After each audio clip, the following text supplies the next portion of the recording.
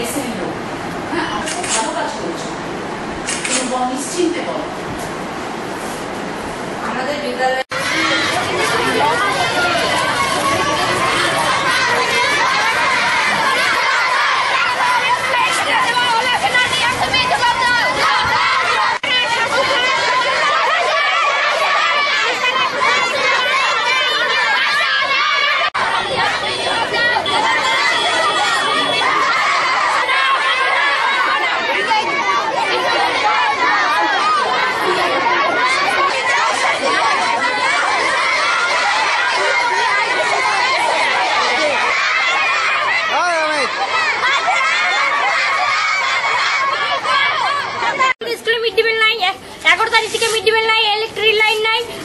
পাঁচিল টাচিল কিছু নাই।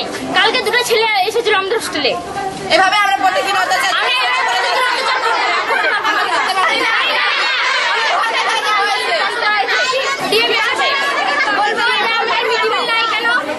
আমাদের হচ্ছে পাঁচিল নাই কেন, তারপরে খাওয়া দাওয়া দিচ্ছে না কেন।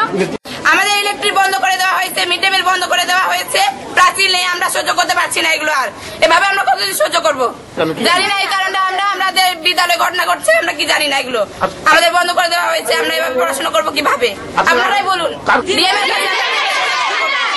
আমরা চাই আমাদের প্রাচীর হোক, মিড ডে মিল চালু করা হোক, ইলেকট্রিক দেওয়া হোক।